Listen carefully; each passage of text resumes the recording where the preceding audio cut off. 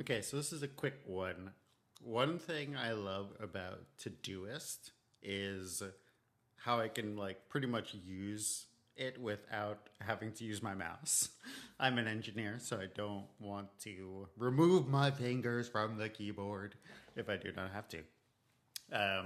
But I unfortunately use X. Something I find annoying is like on Todoist, I can press Q and the form opens to add a new to do. So if like something comes to my head, I can tab over to Todoist, press Q, and then enter whatever the task is, press enter, and then be on my way. But with Twitter, I can't do that. Like if I've scrolled, right, if I'm like on here, I'm on the main page, see it's already scrolled like halfway through, which is like super annoying. So there's like the form field up here, you scroll down and the form field's gone, and then there's a button down here. And it's just like, to me, it's just not super intuitive. Like a thought will come to my head, there's all of this stuff going on the page, and I have to like get my mouse and move it over here, and then press this, and then type my thing. And I don't want to do that.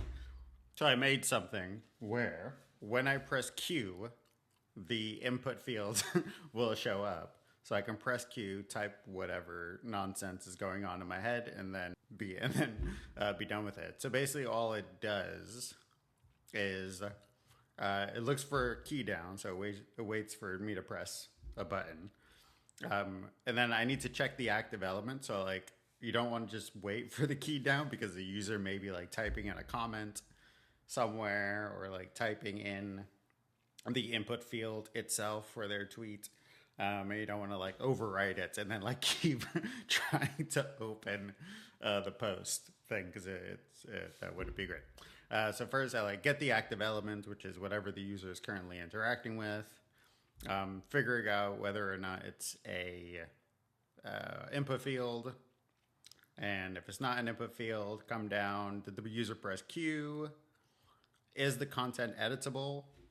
So one thing is like this thing, I thought it was an input field, but it's actually not, which is why I wrote like input text area select. I thought it was an input field, but it's actually not. It's a content editable div, which makes sense.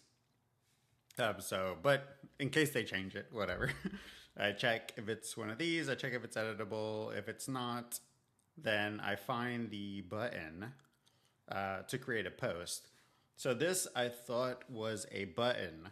It was actually not a button, it's a link. And if you press this, the href is compose/post.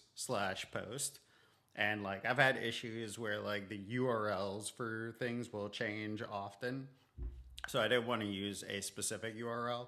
So I just said, find the link that has the word compose in it. I call it a button, but it's not a button. If it exists, then click it. So my thing is there. So I'm gonna press Q. There you go. Now I don't have to press that stupid button. I can just press Q on my keyboard.